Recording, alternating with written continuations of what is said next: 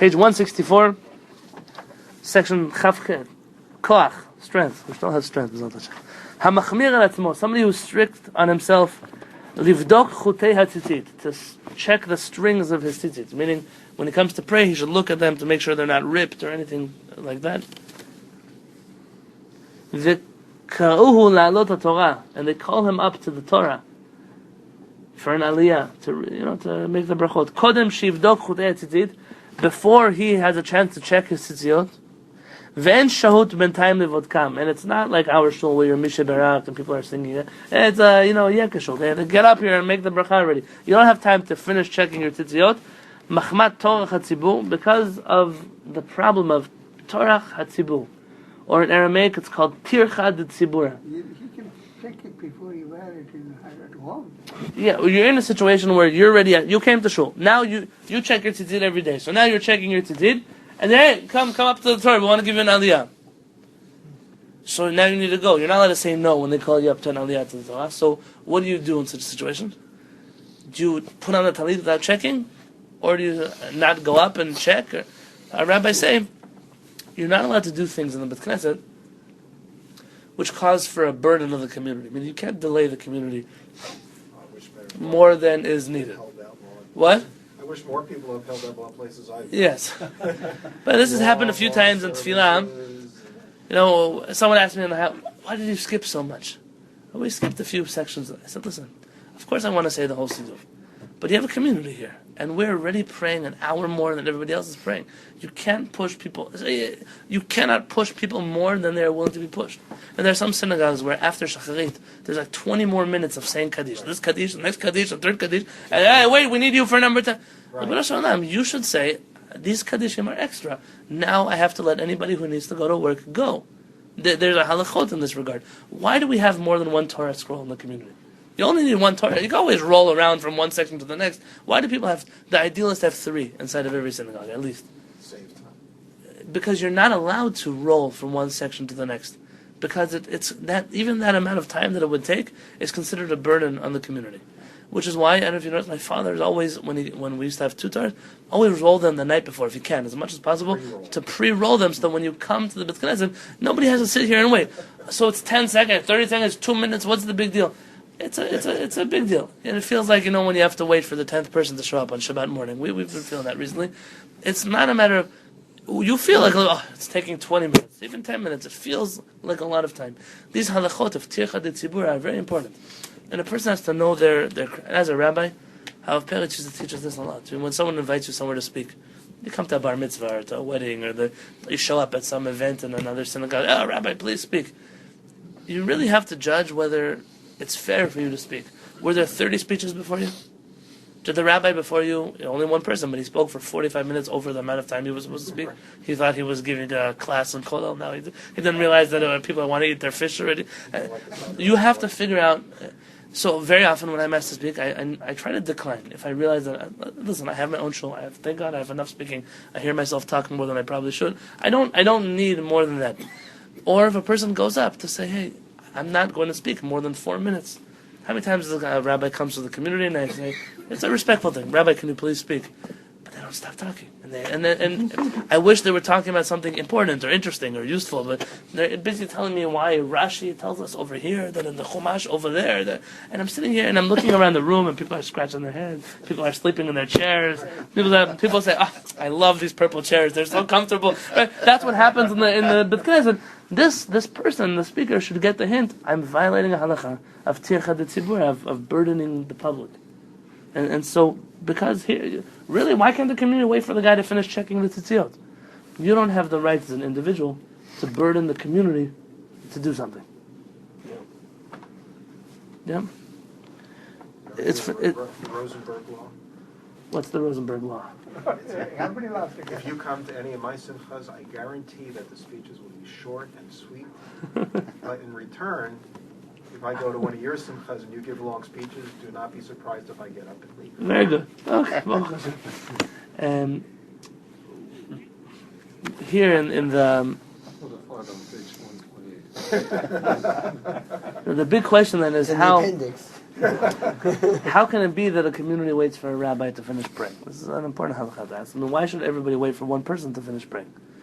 A few answers to this question. Most often the answer is there are people who pray longer than the rabbi, and you're not allowed to say Shemoneh until you have a certain amount of people. You can't repeat until a certain amount of people are able to be listening. So you wait for the rabbi. The rabbi is kind of pacing out the. Rabbi diamond longer, but he allows person to go ahead. Right. So in some communities you have this where the rabbi says, "Go without me." There's a problem with this, and you should know. The problem is that it leads to a certain level of laxity in regards to the respect for the rabbi. I'm sure that the Lubavitch Rabbi didn't have to worry about not being respected in 770. I'm sure. Is he Shliach Tzibur when he's Who? No, not as a Shliach Tzibur. Because a Shliach Tzibur can't. Right. Oh, very good. A Shliach Tzibur is not allowed to pray as long as he would when he's in private. The Chazan can't pray that long. He has to know. I have to pace myself to the way that I would when I'm leading tefillah. On top of this, there is another idea that if the whole community decides they want to do something, I'll give you an example. The whole community decides that they want to. We sing Anim Zmirot. It's not an Ar Sidur. So technically, this could be a question of: are we burdening the community? Now, the reason we don't say Kaddish or anything afterwards, or we don't open the Ark, is to allow people to leave. If they want to go, they have the right to go. But that was something that the community, we like it. We like hearing somebody sing, and we sing, and it's a beautiful song. And therefore, as a community, you have the right to decide that you want to add something. It just has to be done on a communal level. The understanding is inside of a community that most people wish to wait for the rabbi of the community. And so therefore, it's not a problem of Tirchat Tzibur. But Sephardic rabbis, from time immemorial, when we do Shemoneh Esrei, it could be that many Ashkenazi rabbis do this too, I know it recorded in Sephardic sources. I take 3 steps back, and I continue my Shemoneh Esrei there. Sometimes I feel like I'm going too long, so there are parts where you can already move in. So I want to pray longer, great, but it can't be on the account of the community. And so you have to know there are times, you want to wait, great. You want to keep praying longer, good. So I take 3 steps back, and Chazan can go, and then you keep praying forward. You can also do the same thing. If you're one of the people who pray longer than everyone, and you feel like they're waiting for you, you can also take your 3 steps back and when you're at the appropriate time, and allow the community to keep moving forward. So this would be halakha. He's not allowed to check his tzitzit. Rather, he goes up, and tzarich lachmir. He does not have to be strict. Livdok chutei tzitzit. He does not have to check his tzitzit. So even though it's a personal stringency, we tell him ignore your personal stringency for the sake of the community, and go up to get the aliyah. This is exactly what we were talking about before, Rabbeinu Avraham. Ignore your personal stringency in a situation where there are calculations much greater than your personal stringency. What if someone were to tell me, but it's not a personal stringency, I believe this is halakha. My rabbi told me this is halakha. Okay, so your rabbi made a mistake, and you're following something mistaken, and that's okay. You're allowed to make mistakes. We just spoke about this in Rabbeinu Avraham. Yes, just like that. There are times where your personal standard of kashrut. I brought a story. I don't have any copies in my book. I brought such a story in my book. 2 stories from rabbis of the previous generation, both big Ashkenazi rabbis from Jerusalem, who, when they were at weddings or at someone else's house, they kept a lower kosher standard than when they were at their own home. Why? Because they were aware that the other food is kosher, and therefore they ate it when they were at someone else's house, so long as it was kosher, obviously. But in their home, they wouldn't eat it. They have the right in their own home to do what they wish. But when you're somewhere else, you don't always have the right to just do whatever you want. Rabbi Moshe Feinstein's grandson was a rabbi in Santa Barbara when my parents lived in Santa Barbara. Alav Shalom, he passed away at a young age. Grandson passed away? Yeah. His father, Rabbi David Feinstein, you'll see his name a lot at the end of the Chumash, the Parashiot, in the Art Scroll. Rabbi David Feinstein is family with my wife. He was at my chuppah. And he's also the rabbi of Ariel, my brother's wife. So Ariel's wife, her community in the Lower East Side, the rabbi is Rabbi David Feinstein. So today, no, yeah. Rabbi, he's one of the big Torah scholars that we have left in this country. Rabbi David has a big Talmid Chacham, and humble. You've never seen, you would just think he's someone's grandfather sitting at the wedding. He doesn't have this air about him. He's a big posek. The Torah is on his fingertips. Rabbi David Feinstein, I've had the pleasure to see him a few times in my life in the last few years. He was at my brother's wedding. Rabbi David Feinstein's son was in Santa Barbara. He was the rabbi where my parents were when they lived there. And he told them a rule that he has from his grandfather, Rabbi Moshe Feinstein. Rabbi Moshe Feinstein said, if, I'll try to word it correctly, if you don't trust somebody's kashrut, don't go to their house. And if you're at their house, don't start questioning their kashrut. Meaning, you accepted the invitation for Friday night dinner, you should have thought about your kashrut standards before you accepted. Don't show up to somebody's Friday night table and start asking them how they check the lettuce and which fish they buy from which store. And it's not the right time and place. You have to make it. You can say, listen, I'm a hermit. I love to stay in my own house. I don't eat by anybody. You don't even have to say it's a kashrut. You have that right. Nobody can force you to eat at their house. But if you're in that situation where you're going to someone else's house, don't have the audacity to not eat their food if they keep kosher. It also leads to lashon hara, as I told you. Your tomato sauce story. Yeah. Absolutely. It's not just lashon hara. This leads for when I became a rabbi here in San Diego. The first question that I was asked: will you eat at my house?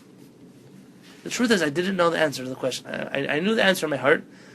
I didn't know it was a policy. It seems like in San Diego, at least, there's a policy that rabbis don't eat at anybody's house. It seems like that's the standard. That way, they don't offend anybody. And when I spoke to Rav Peretz about it, interestingly enough, he didn't mind eating at other people's house. Rav Peretz minded that you would sometimes find yourself in a situation where someone else's house where the standards of modesty were not correct. I'll explain what I mean. Where you go to someone's house and they think they're married to the Rabbanit. It happens. They think they're married to the Rabbanit. Let me give you a big hug. You know what? So that's the calculation you make when you go to the house. Not the calculation of am I eating that, or your kids. You know, there's people, they speak a foul language at their Shabbat table. So you don't have to forget kosher. You don't need to put your kids in a situation where they have to hear things. You know that there's a whole family of drug addicts that after hamotzi lechem and aretz they do all kinds of other brachot that we don't do. So I don't have to come to your house just because you keep kosher. There are other things that I look for, but when it comes to kosher, how could you say that another Jew who keeps Shabbat, he keeps kosher, where's the feeling? You're going to tell me he doesn't serve you kosher? And even the people in my community, I know they don't exactly keep kosher to the level where I would feel comfortable. To think that I would come to the house where they're going to serve me pork, they're going to serve me bacon and eggs, I can imagine that what they're going to serve me is going to be kosher. 99% of what they could serve me is kosher anyways. They could bring some cookies, some fruits, some coffee, tea. What already there could not be kosher? And I'm sure they're not going to pull out steaks from Costco in their freezer. But I'm sure that nobody would do such a thing to me. Because if I trust my community member enough to be inside of his house, I trust him just like I trust him not to poison me in the kitchen. I trust him not to serve me something not kosher. And when I hear that rabbis have the standard, they don't trust anybody, it's not a good standard. Essentially what you're telling your community is, I don't trust you. And then it's not a surprise that people don't trust you back. It's a caste system. And people feel that way, very much. Like, I know that this... I've already heard it here in San Diego. Those people will never eat at our Shabbat table. Not my house. I hear from other people. So then I have a silly question. Sure. So obviously shellfish is just not kosher, you know. It's just not kosher. So any other fish that you just pluck out, it doesn't have to be rich. What's the slaughtered? Okay. No, but there are kinds of fish that are not kosher. But most fish that you'll buy are probably going to be kosher fish. Not all, most. And there are certain ways to buy fish. Just for a moment, most pink fish that you buy doesn't have to have scales. All the pink fish they sell in this country, here, I can't tell you about anywhere else. In this country, the pink fish that is sold is all kosher from kosher breeds. It's salmon, it's trout, it's whatever it would be. You're allowed to buy that fish. Any white fish, meaning a fish whose skin is not pink, you have to buy it with at least one scale on it. You have to know that it was a fish that had scales. You cannot buy a completely skinned fish that is white unless either you were there when it was skinned. Does the same apply for if you're just fishing in the sea? Well, you're not going to find a fish without that they already scaled him in the sea. So the truth, you can fish whatever fish. Yeah, in the sea you can just pick whatever you want out. They don't have scales. No, there are fish in the sea that don't have scales. Well, there's the machloket over swordfish. Right. Which is a white fish. There's actually Yes. a proof of the divinity of the Torah about the relationship between the fish and the scales fish and the fins. It's very fascinating. The Torah says that the fins and the scales. So when I made fish a few times, Now I realize you ask me, where did you buy this? Where did you buy that? Where did you buy this? And I was like, wow, he's a real curious guy. Just certain things like to know. But the truth is that, it's just things we figure out. Well, see, but David I trust. I bought everything but Ralph's. Ralph's. Eli, it's because you're a rich guy, you know. No, David. The truth is, David most weeks makes the fish for our Shabbat dinner. So Joseph and I only import from the Buzz by Family Express. only support Jews. You see, I trust someone who would say, "Oh, Rabbi, can I cook for Friday night dinner?" And I have no idea who they are. I'd probably say, "Why don't you come for Shabbat? I'll get to know you, and then the next week we'll cook." But for the most part, remember when we were having meals in our house this summer? Everybody in our community brought things over, and someone said, Rabbi, you're going to get yourself in trouble. They're going to spread rumors about you. I said, what kind of rumors are going to spread about me? That I trust every person in my community? I wish that someone could spread such a rumor about me, because the other rumors they're spreading are not good. So this one would at least be a welcome rumor. This would be a welcome rumor to spread. Trust. There's certain, when you look into an equation and say, what are the variables in the equation? Which variables outweigh? You have to know prioritizing things. What's more important? To have a high level of kashrut and to believe everybody is a liar. I don't know if it's such a high level of kashrut. So what happens now to this person who went up to the Torah? They came in, they called him up to the Torah, he did not check his tzitzit. His personal stringency is to check his tzitzit. What happens now when he comes down? Does he have to check his tzitzit? Or can he continue praying without checking? What's the question? Well, originally the question was that he couldn't keep the community waiting, so he didn't check it. Yeah. Right, so now the community's not waiting anymore, because now he can do whatever he wants. Does he have to check his tzitzit? Why do we check our tzitzit? Make sure it's kosher.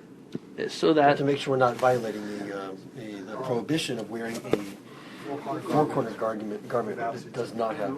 right, and in order to make sure I'm not making a blessing on something which I can't, it's not kosher to make a blessing on.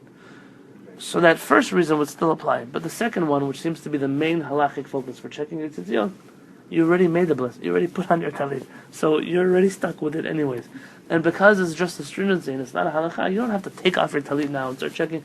You're like everybody else in the room. Now you missed today your intimate road, then now you're on the common road with everybody else. This is the fact. After he went up to the Torah, Reshai, he's permitted to stay with his talit on him. And he does not have to check his tzitziot now.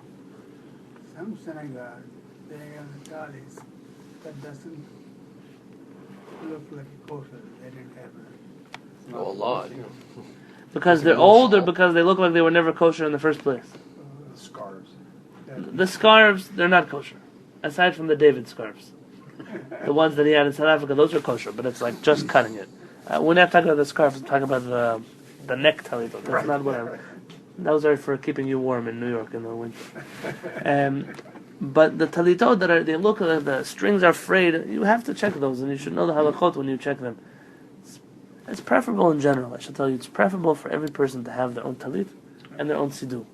To pray with the things that are, sure, you can go to work and keep using the public computers that they have for everyone, but you want your own computer. If you were a computer programmer, you wouldn't borrow a computer from work every time. You would consider it important enough to have your own computer. If you were an author, I don't know, use a typewriter, you wouldn't keep buying the next door neighbor's typewriter. You would have your own typewriter, whatever it would be that you do. The same thing with the talit and Israel. You can, of course, there are talitot and siddurim for everyone to borrow.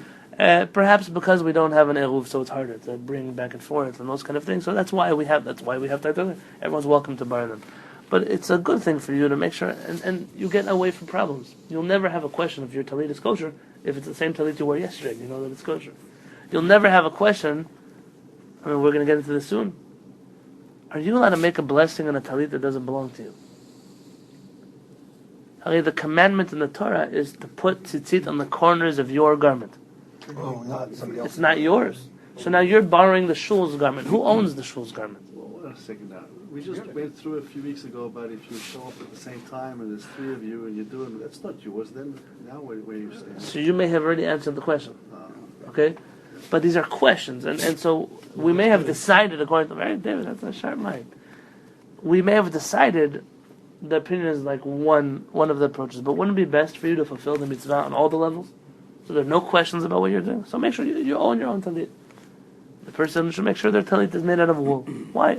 It's a good thing to have a talit made out of wool. Even if you just wear it once a week on Shabbat. It seems like there's a factor here of priorities having to do with time. We've seen that with actually Sivur, the pace of the davening, with coming up to the Torah, your talit, that sometimes time is of the essence. Sure, of course.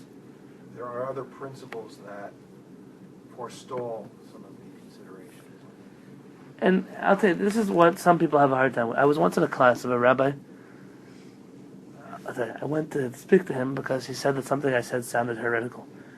And so I had to sit through his class to hear him speak. What? Only one thing. We worked together. And after hearing his class, I told him, listen, I might say some things that are heretical, but you are just from head to toe a heretic.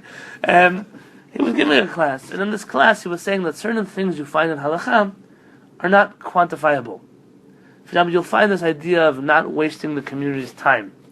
But it will never tell you so how much time is considered wasting a person's time, in which he would say, so you don't really worry about wasting other people's time because there's no black and white rule as to, or is it sometimes you'll find in the halakha it will say you're allowed to do X, Y, or Z because it will hurt somebody else, because it will hurt somebody else if you don't do it, or because you should love another Jew, or such a thing. So, but those are not how much do I have to love the other person. And so he said, therefore, we would just neglect those equations, variables, when we plug them into the equation. It's backwards, because every situation has its measure. It's like one person's patience or one community's. Every situation, you have to take it as the situation. And could that be why the Torah didn't give you black and white measurements? Right. Exactly. So he has a misunderstanding of the halakha. And this is it's okay to have a misunderstanding. But when I would look at it, I would say, well, it doesn't tell me there's a minimum amount of time that I could waste, so my conclusion would be, it's a halakha, so I can't waste any amount of time, even if it's 3 seconds. I mean, I would rather err on the side of caution than go the other direction and completely rule out this idea of wasting someone else's time. Unfortunately, some people, when they learn Torah, they don't go down to the depths, to the bottom. So what is the crux of this issue? Time is an issue. And in that same letter I was telling you about it from the Sanhedrin. The Sanhedrin didn't deal with petty issues. Rabbi Chaim David Halevy has an essay on separation of church and state in Judaism. I suggest one day I'll translate it into English.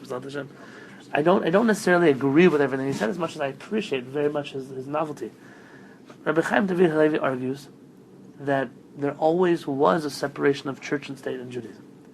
Even when we ran a theocracy with a king. And he said that the understanding is that there was always a Sanhedrin, and there was always a king. The Sanhedrin passed Torah laws, things that were in the Torah. But the community, or in this case the king, who was the leader of the community, had the right to establish certain rules, or that we call them takanot, gezerot, codes, or guidelines, or even though Torah would allow you to do X, Y, and Z, in our kingdom, for the next 10 years, we will not do. The king had the power to establish such a thing. And that's what we would refer to in English as civil law. It's not a Torah law, but there were courts that upheld the king's edicts and his takanot. And so therefore, argues Rabbi Chaim David Halevy, there must have been what you would call secular or civil courts in the times of even King David and King Shlomo. And he's running on a premise that you can try to argue with.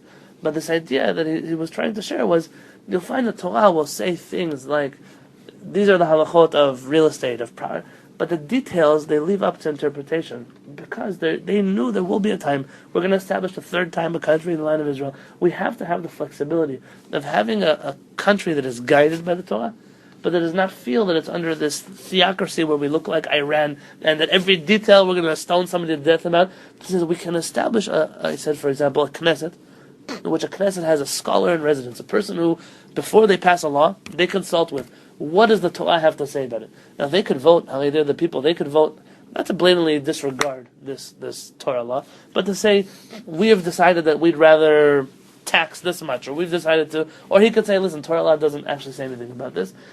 In a certain situation, he said you would keep a nice balance between Torah law and between a civil law that people want, so you can't govern people by a law they don't want.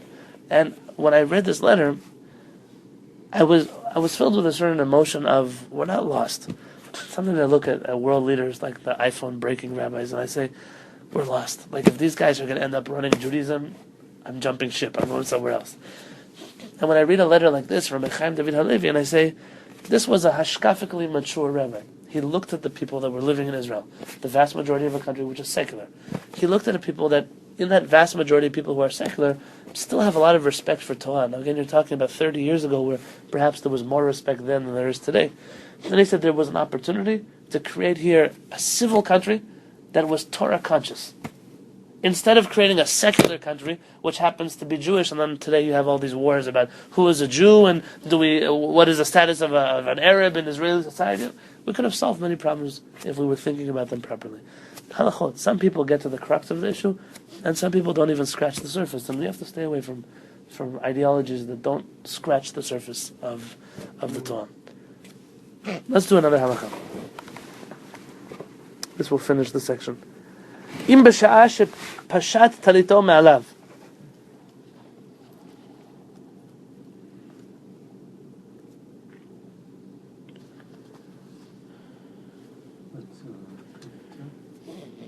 Yeah. Well, imagine this. Imagine you didn't have time to check your talit before you prayed. So what do? You say, you know what? When I put away I'm not going to have time tomorrow morning. I'm going to be coming late for whatever reason. I'm going to check it now. I'm going to put it in my talit bag. I mean, it gets checked. Tomorrow morning, does he have to check his talit again? Probably not. I would think not. Well, tell me why not. Because it's already checked and it's in the bag. If you left it out somewhere, Like when you where fold it. the cat can get it or something. Oh, very good. So he put it in a controlled environment where the chances are nothing would go wrong with it. Are you allowed to do such a thing? Or is there a halakha? Maybe you'll come along, you're like the first group of rabbis from the milk and say, no, there's something about checking your tzitziot before you pray. We can't deal with those kind of understandings. Rather, here it's a lot. Is the tzitzit kosher or not? Well, if I checked it before I put it in the bag, then probably I can assume that this is kosher. Let's see here.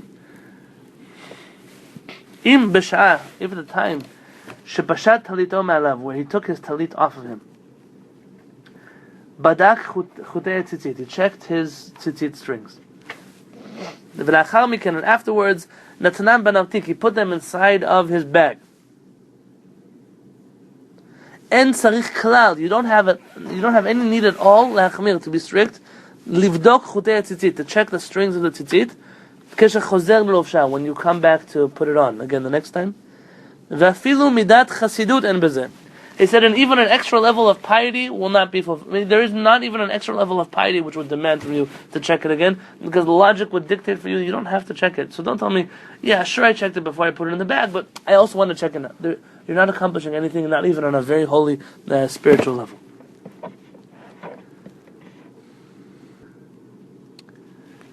Hamachmir al atzmo, and someone who's strict about himself, livdok chutei tzitzit,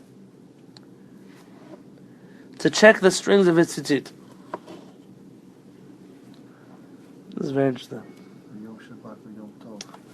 The question is, are you allowed to check your tzitzit on Shabbat and Yom Tov? Why would you not be able to? Because if you find something, you'll probably be tempted to fix it. Like riding a bicycle. Right, I want to see. Technically, you can ride a bicycle on Shabbat, but you can't because the chain falls off. I probably want to fix it rather than abandon it.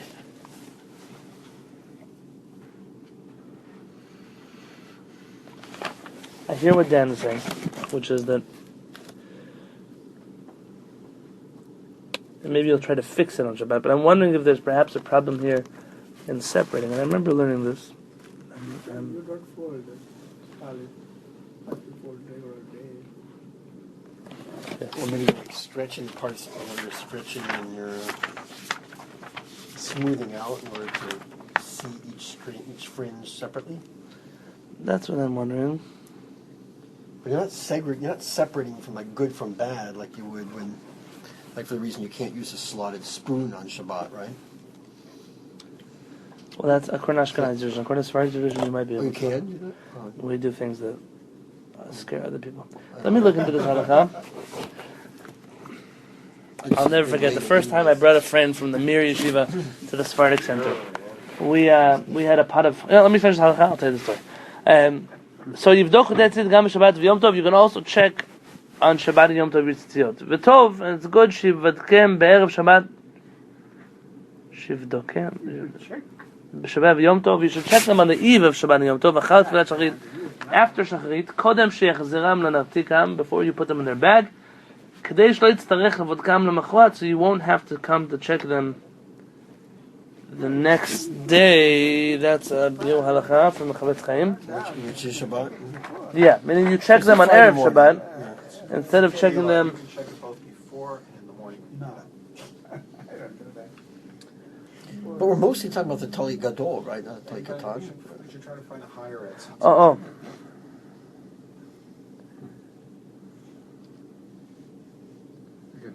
Some say the reason you wouldn't check on Shabbat is because you're doing something that has no purpose. So you check it. You find something wrong. What can you do about it? It's similar to what Dan was saying. There's nothing you could do about it if you would find it on Shabbat. So what's the purpose of checking it on Shabbat? It's going to ruin your Shabbat, basically. So checking the tzitzit on Shabbat, you can't do it because it's like a brura, it's like a separation if you do anything. Is that it? No, I think they're also afraid of what happens if you ended up wearing tzitzit that weren't kosher, you're carrying a Shabbat in a place, there's no eruv, all kinds of things that come out like that. To suffice to say, there seem to be some rabbis who say you should check on Shabbat, some say you should not check on Shabbat, which is why he says you're allowed to check on Shabbat. Mishnah Berurah seems to say you should check on Shabbat, by the way. Unlike Rabbi David Yosef says you're allowed to. And if you'd like to stay away from this problem, so just check them on Friday before you put them inside of your bag. The story I want to tell you, Dan is right, that there is a halakha that you're not allowed to take out food from like a pot with, when the spoon has, what do you call it? Slotted. Slotted. Because that you'll be like separating. You're taking out the thick things and the smaller, straining. That's the word. A spoon that has holes in it? Yes. Sfaradim seem to be lenient about this for a few reasons. One of them being that that's not the way you strain. Like, we're not trying to strain. If you were actually, shaking out all the liquids, like imagine if you had a soup and you say, that could be a problem. Oh, I see. Like your whole purpose was like, I just want the great broth out of this. Right, exactly. So here, the reason you're doing it is, that's just how you're taking it out of the pot. It's not. What's wrong with having the great broth out of it? You can't separate on Shabbat. Oh, it's Shabbat. Yeah, that would be exactly. That would be the problem. 39 melachot. Why would anybody use a spoon with holes in it? To basically take So let me say. What about a chamin? You get the noodles. I'll tell you that in our yeshiva in the Midas Fardi, we had a pot of chamin. I can't tell you how big it was. It was like maybe this wide, like this wide, and big. It was a big pot, and it sat on a flame, on an actual open flame, the whole Shabbat. So it wasn't on an electric stove. It wasn't on a timer. It was on like a gas flame, the whole Shabbat. Wow. And that was chamin. I mean, that made the whole building smell when it was cooking over there. But this was like the highlight of the guy's morning. I'm happy to not be such a chamin guy, but okay. So they used to go down to the kitchen. So I brought one of my friends from the Mir, to yeshiva, to come eat by us, and he saw the pot was sitting on the flame. And most of you know that according to halakha, there's a problem with taking food out of a pot when it's still on the flame because it looks like you're cooking it. Sfaradim, if the food is fully cooked, we're not so strict about this halakha. So we never took the pot off the fire because what happens for the guys that woke up late and prayed in the late minyan, we don't want them to have cold chamin, so we just left it on the pot. And we would take it out with a ladle that had slots inside of it because we're you're allowed to do such a thing.